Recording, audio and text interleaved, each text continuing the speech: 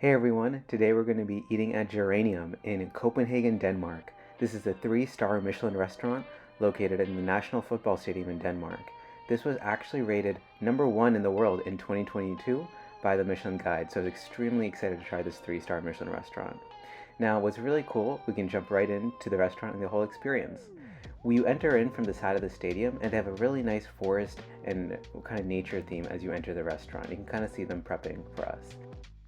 Now, when you enter in the actual restaurant, you can actually take a tour kind of around the restaurant itself, because since we arrived about 20 minutes early, I wanted to just check out the stadium around. It was a really cool environment. I've never actually seen a restaurant built into a stadium like this, but yeah, it was cool. So you actually see Geranium kind of written on the side of the kind of area right when you're entering in, and then it's like a live fire. It's a very cozy environment kind of when you're waiting.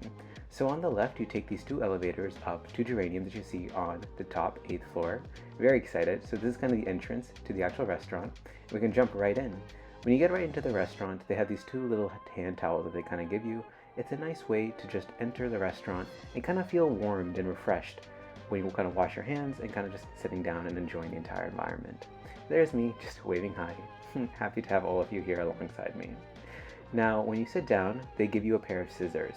The scissor is actually to open up the menu itself, because the menu is kind of wax sealed, and what you'll see in a second is you turn the menu over, and then on the back, you go ahead and cut it, and then you'll actually see the menu inside. It's really cool. You can see it right there. And it's just a really cool way to kind of see what type of food it is. And what is going to be inside the menu right there. I was really excited to actually try this one because I've never seen menus served like this. I've seen them served kind of on like individual books, but not one that you kind of have to open up. So it was really exciting to see this one. They have inside the vegetarian winter universe and the wine and non-alcoholic pairing. So I, as usual, did the non-alcoholic pairing, and the menu for the entire vegetarian winter universe for 2025 is on the left. So extremely excited to try this, very happy. So this is just going over all the different, like this is the menu, the different options that you have. I, again, just did the non-alcoholic fruits and vegetable pairing, and we'll go through the entire thing together in a moment. But they all have many exceptional world famous wines and different drinks also available for you to try. This is the entire menu, and we're going to go through it together, and we can jump right in. So the first one was called a green apple, fennel, and oregano drink. This one you can kind of think of just like an apple juice with apple foam on top. It was nice, sweet. It was a great refreshing way to start the dish and start the meal. When I kind of think of apple juice, you don't really kind of think about apple being refined into sort of a drink that's really interesting, but this one really was, and it was a nice, great way to start the dish. Really enjoyed it.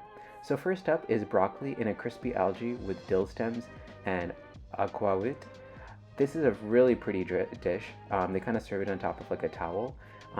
This is kind of a theme that you're going to see throughout the night, that Geranium really serves their vegetable courses and appetizers in a very beautiful format, and it's practically art.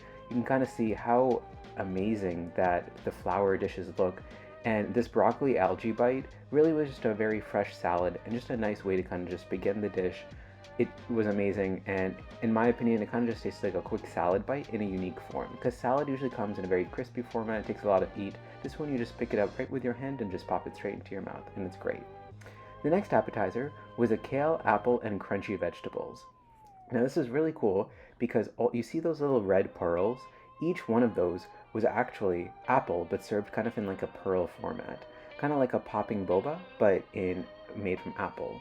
The kale is kind of just, I'm actually going to see underneath this layer of non-gelatin jelly, and underneath they've kind of made the kale into a non-gelatin using fruit pectin right there at the bottom, and you kind of just ingest it all, and it tastes very good. It's very refreshing, just a nice take on a kind of cleansing salad.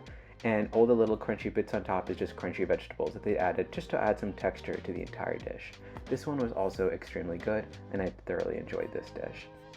Now this was the second appetizer, and between the first two, I'd say the broccoli was still my favorite. This one had a unique texture, but it still tasted extremely good. Now next up was a very beautiful dish. This is boiled beetroot with horseradish. Now each one of those petals that you see around the side that are kind of in the shape of a Michelin star themselves is actually beetroot. And the way they cooked it is they actually cut these beetroots into this shape and then boiled each of them. And I myself am not a huge fan of beet, so when they were serving this dish, I was a bit hesitant on seeing how I would actually enjoy this dish, but it was a very unique take on beets. It didn't really taste like I was eating a beet. It kind of just tasted, it just tasted really nice. The middle foam, or like that liquid that they poured in the middle that looked like a beautiful daisy, was actually, it kind of tasted cheesy. That was kind of like the horseradish puree that they had in the middle. It was an extremely beautiful, but also very thoughtful and nice way to present beets in a way that I didn't really expect. Something that was also amazing about this dish was each of the beets, the way when they like poached them and they actually cooked them, they were almost glittering. It's like they put glitter on it, and they did not. But you can kind of see me try to eat it and how fragile the individual beet leaves are, that they're actually breaking apart as I try to use the fork to eat them. This serving and presentation and this dish as just the third dish of the night, extremely, extremely good, and I highly recommend this dish. And I really enjoyed this one. Next comes up the preparation of the next fruit and vegetable drink. Now this one was called the celeriac hay and pollen. This dish, and which I could honestly call as a dish based off the presentation, was extremely cool. So what they do is they actually prepare this tableside for you. And what they do is they first pour in the different ingredients into the mixer. And as a non-alcoholic drinker, something that was really exciting for me is many times when they would like prepare drinks for me when I went to restaurants, they never actually do this whole shaking mechanism like that. And a lot of times this was usually reserved for alcoholic drinks because those required them to be shaking and have the flavors mix. But because these dishes are so complex and they have so many different flavors, you can see them straining and preparing the dish. And I really enjoyed the way that they were preparing this, and it just made me feel kind of special. But also, the dish itself and this drink was extremely good. And the way they actually kind of drizzled the pollen on top, just like as you see right there, it was extremely good. This dish, celeriac is kind of like a fresh vegetable. You can kind of think of this as, like celery. If you were to make celery juice or something like that, it kind of tasted like this.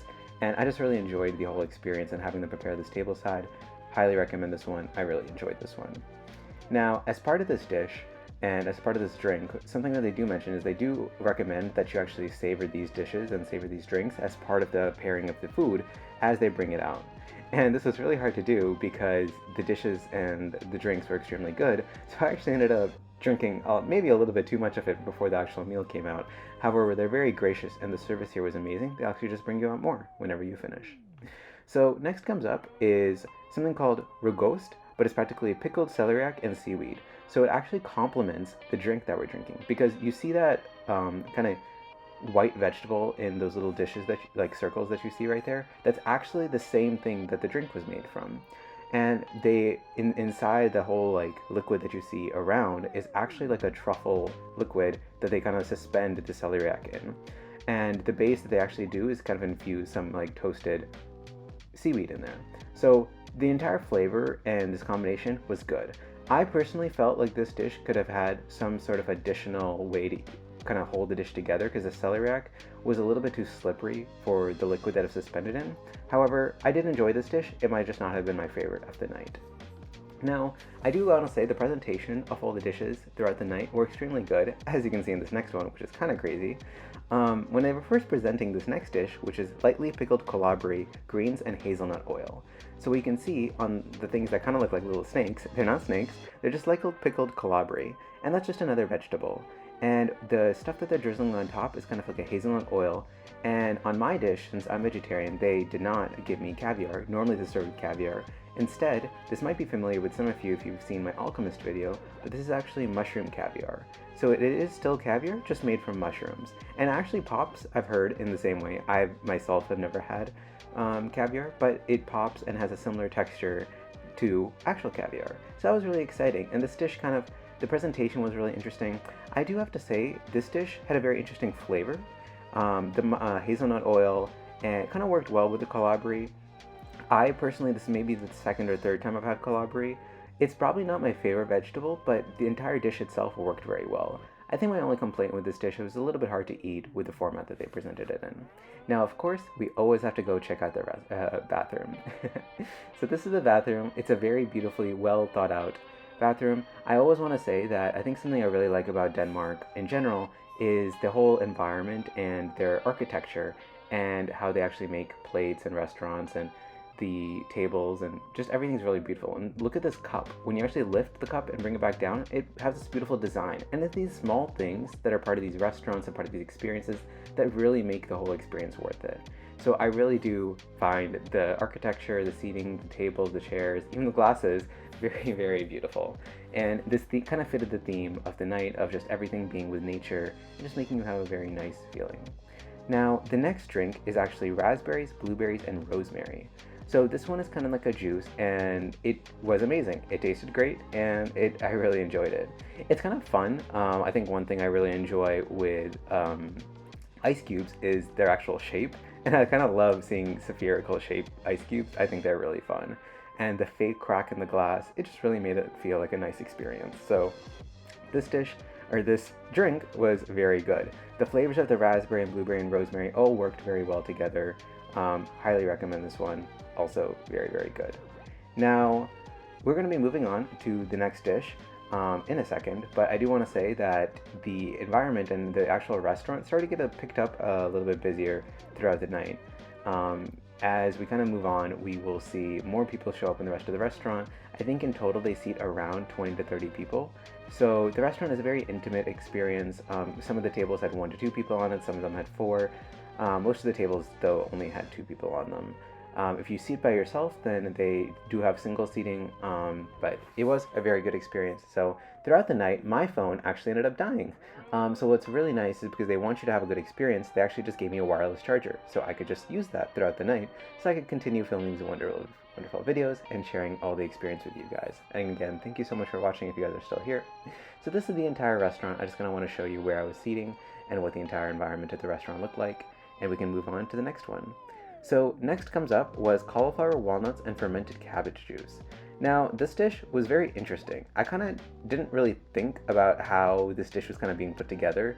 It's a very foamy dish. You can kind of see there's like some truffle on top. It was very interesting. I do have to say the texture of this one was a little bit interesting because the cauliflower was a little bit hard. If you think about like cauliflower rice or cauliflower kind of mixing together, in like little bits, that's kind of what this tasted like. You can kind of see what it looks like and how the different vegetables at the bottom kind of mesh well together. So that's what this one looked like. Now, this one also really paired well with the drink. I really enjoyed both of these dishes together. Now, next comes up is another drink. This one was blackberry, lingonberries, dry cherries, and red fir. This one was a very good drink. I do enjoy the glasses. You can kind of see a little like black and white at the bottom.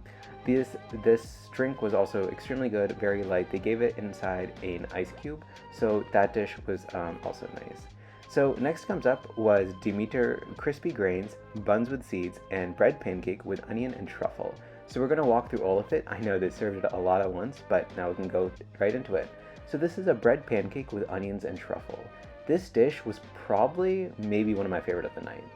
It was practically a very nice donut with a truffle on the top and this beautiful seasoning layered on top. But it wasn't overly sweet. It didn't even taste like a donut, but just a very nice sweet bread, and it was very, very good. And the truffle added a nice layer of texture and kind of made the dimensions of the dish whole. Now this one is just practically bread and butter.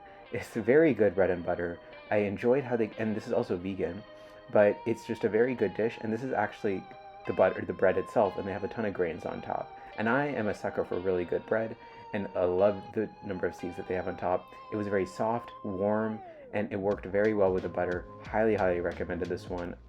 One thing about some of these really fancy restaurants is sometimes they don't serve bread. Like for example, Noma in Denmark also does not serve bread. However, this one did, and I think it's just a nice touch. It's something that's comforting. Bread has been historically, ever since the olden times, it's just a way to kind of bring people together. It's something that people enjoy when they're eating. So you can kind of see the texture of the butter. It's semi-whipped in a way, so that was also very interesting and very good. I really did enjoy this one, and the texture of the bread on top of the butter, very good. Now, what was something funny is as I was eating the bread, we didn't notice there was actually 2 pieces of bread also inside. They were kind of hidden away. So after I had actually eaten the first bread, I didn't notice there were more inside, so I ended up eating that. Now, this one was actually, I want you to guys think about what might this dish actually be like. And this dish is actually made from onion. It's an onion cracker that they have formed in this beautiful shape. You know, it's like it's art. Like, I don't know how else to describe it aside that it's just beautiful art. it's just so beautiful. And you eat it, and it's like this explosion of onion in your mouth. And it's not that overwhelming kind of sharp onion flavor.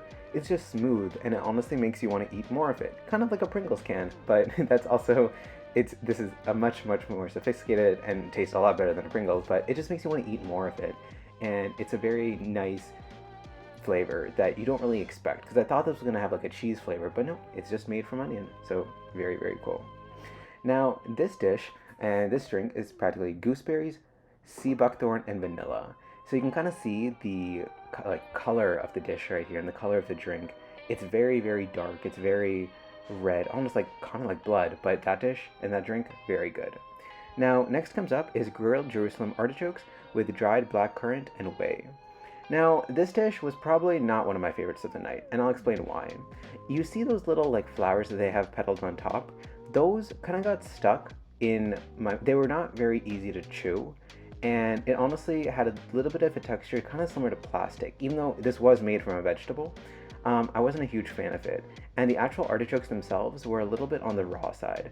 So I wasn't actually a huge fan of this dish. It just felt like they could have done a little bit more with the artichokes, and I feel like they left them a little bit too much in their raw form, along with the petals themselves. So I thought they could have done a little bit better job with kind of presenting that dish and making it a little bit more easier to eat. Now, this is just a preparation of the next dish, which they actually wanted, it was nice, they brought out practically their version of juiced red wine. But something that's important is when they actually present this, they want to have the flavor of rosemary be very kind of strong. So what they do is they actually literally light a rosemary on fire. So they have a blowtorch, and they literally light the, like right there. I'm sitting right there on the table, and they light it on fire. And what they do is they take the 2 wine glasses and they actually capture the smoke inside. And what this is doing as part of the dish is they actually capture all that smoke and the flavor of the rosemary.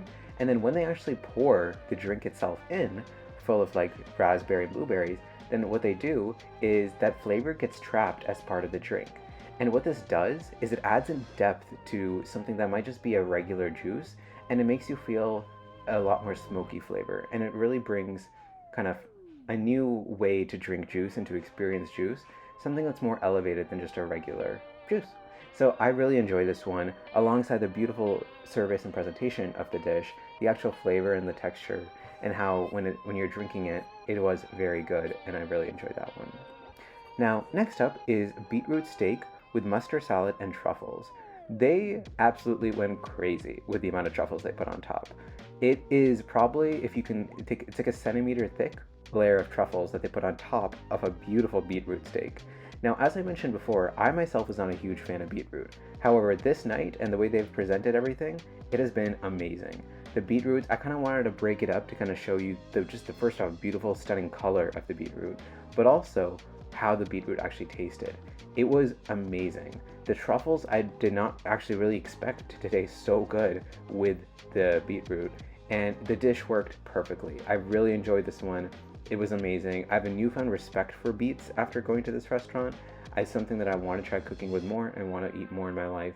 And it seems like in their natural state, they actually taste really good if you just pair them with the correct flavors.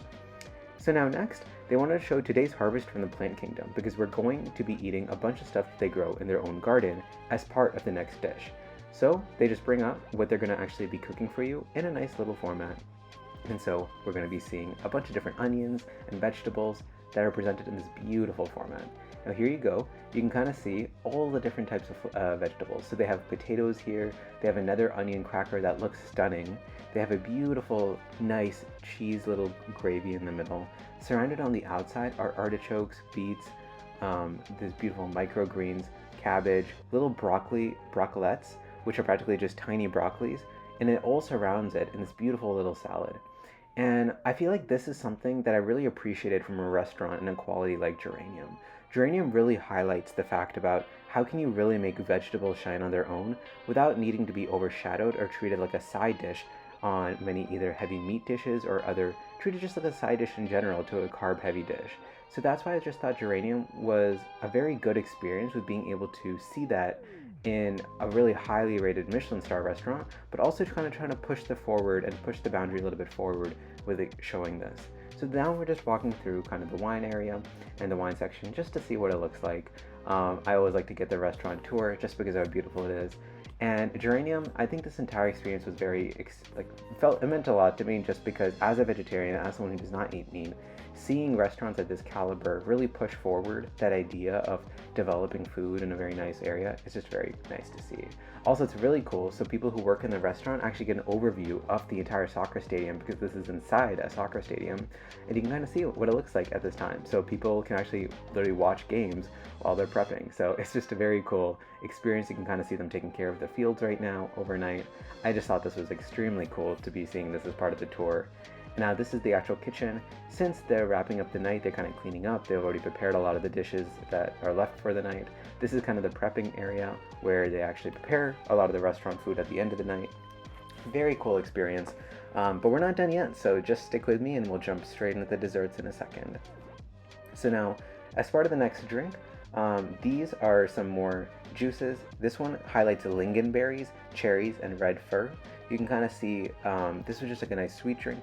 And this first one was called Sweet Buckthorn, Carrot, Pumpkin Seeds, and White Chocolate. I know, right? It's a crazy set of dishes that they kind of put together.